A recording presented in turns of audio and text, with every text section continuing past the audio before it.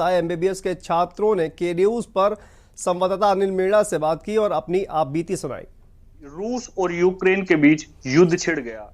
युद्ध की शुरुआत हुई तो वहां पर शुरू में लगा कि युद्ध। मेरठ के जसवंत नगर के रहने वाले प्रियांशु यूक्रेन में एमबीबीएस की पढ़ाई करने गए, लेकिन इसी दौरान वहां पर रूस और यूक्रेन के बीच युद्ध छिड़ गया। युद्ध की शुरुआत हुई तो वहां पर शुरू में लगा कि युद्ध जल्द ही समाप्त हो जाएगा, लेकिन युद्ध बढ़ता गया और वहां पर जो भारतीय छात्र फंसे हुए थे उनकी मुसीबतें बढ़ती गई।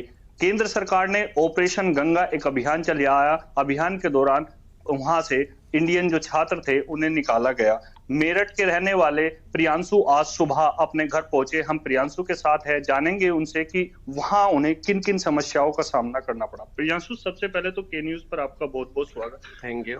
आप यूक्रेन में फंसे हुए थे, किन किन समस्याओं का वहां पर युद्ध के दौरान सामना करना पड़ा? सर, एक्चुअली प्रॉब्लम वहाँ पे बहुत ज़्यादा हो गई थी लास्ट में आते आते, क्योंकि लगातार बॉम्बिंग, शेलिंग और फायरिंग, इन सब के बीच में रहना वो भी एक बड़ी प्रॉब्लम है।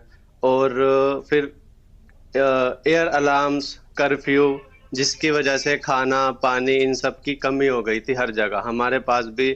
और फिर बाहर जितने भी आपकी शॉप्स थी, सब जगह खाने पानी की बहुत ज़्यादा समस्या हो गई थी। और फिर हम लोगों को बंकर्स में रहना पड़ता था, जिसकी वजह से वहाँ नेटवर्क्स नहीं रहते थे और हम लोग अपने पेरेंट्स, जितने भी बच्चे थे, अपने पेरेंट्स घर वालों के संपर्क में भी नहीं आ पाते थे।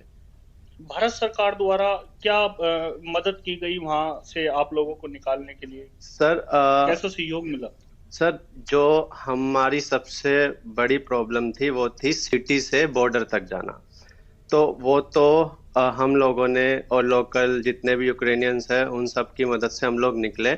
लेकिन बॉर्डर क्रॉस करने के बाद हम लोगों को गवर्नमेंट से हेल्प मिली, अच्छी हेल्प मिली, हमारा सारा काम इजी हुआ।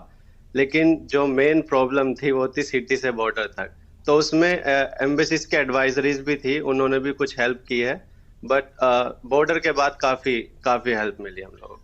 बताया गया कि लगभग 50 किलोमीटर दूर तक पैदल चलना पड़ा छात्रों को बॉर्डर तक पहुंचने के लिए। तो कितना लगभग समय लगा, क्या समस्याएं वहां पर हुई आपको पहुंचने? सर, एक दो जितने मेरे फ्रेंड्स हैं जिनको मैं जानता हूँ, उनमें से भी कुछ लोग 40 किलोमीटर पैदल चले हैं, 40 किलोमीटर पैदल चले हैं। और इतनी ठंड में टेम्परेचर, क्योंकि बॉर्डर के पास -5, -10 ऐसे टेम्परेचर था, तो बिना खाना पानी और गर्म कपड़े उन सब के बिना इतनी ठंड में 40 किलोमीटर बच्चों को बहुत ज्यादा प्रॉब्लम हुई। फिर उसके बाद 3 दिन 2 दिन लाइन में खड़े होने के बाद हम लोगों का नंबर आ रहा था इमिग्रेशन के लिए, मतलब बॉर्डर क्रॉस। और अगली खबर का रुख